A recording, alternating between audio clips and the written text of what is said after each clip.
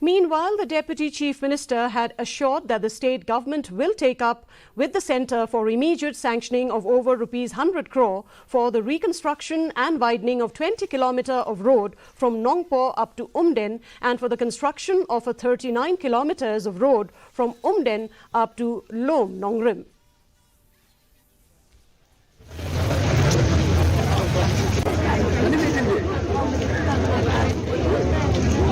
Jong kanika surok kabadai na Umden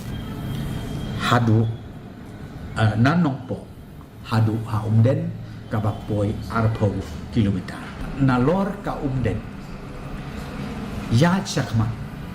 kabat poi sakumbal lai pokra kilometer lai pokra lai punai kilometer bat kata pada kaban mi sendon ban connect bat ka bernihat te yakaniru manyotu pilai popra hadu lai pundai kilometer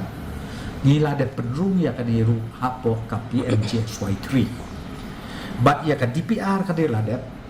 ngakarmen skem ha kanika tayo ka bamta hapo Delhi kin shong meeting